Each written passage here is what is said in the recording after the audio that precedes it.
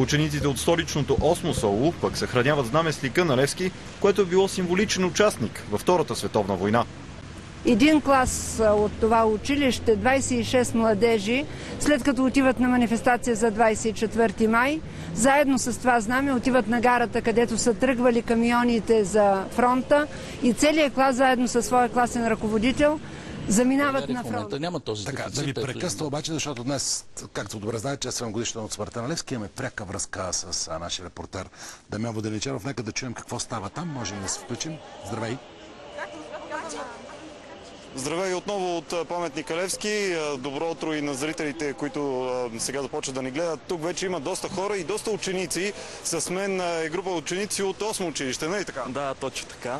Вие сте доста подобаващо облечени за този празник. Ами да, разбира се, все пак е патронен празник и трябва да отдадем почет. Патронен празник в тяхното училище ли е?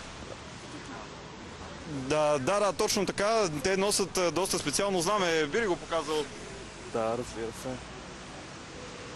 Така, самото знаме си има своя история. Сега нека попитаме тяхната учителка. Каква е историята на това знаме? Историята на това знаме е много дълга. Училището е създадено 1937 година като в най-бедния квартал на София Бърнишора, като пета мъжка гимназия. 1944 година, когато България минава в антихитлеристската коалиция, един клас от това училище, 26 младежи, след като отиват на манифестация за 24 май, заедно с това знаме отиват на гарата, където са тръгвали камионите за фронта, и целият клас заедно със своя класен ръководител заминават на фронта. Някои от тях оставят костите си в унгарската пуста, други се връщат с липсващи крайници, а трети разказват за тях, и ние продължаваме да почитаме тяхната и памет, и мъжество, което са показали в това участие на България във Втората световна война. И знамето за нас е символ на голямата история, която има нашето училище, вече като 8 училище. Много хубаво. А би ли попитал някой от децата? Би ли питал някой от децата този разговор, защото за винаги ми е било странно как така празнуваме смърт.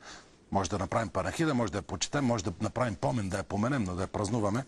Терминологично винаги бъркаме нещата. Радвам се, че тези млади хора разграничиха патрония си празник на училището и почета към Левски. Беше красиво да го видим.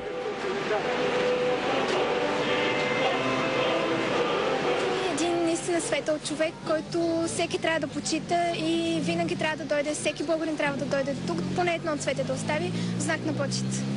Ако такива хора не почитаме, какво остава зад нас? Нищо. В днешните ситуации ние отново да бъдем като Левски на първо място, в челните редици, да обичаме родината си, да обичаме бедните и да помагаме с каквото можем.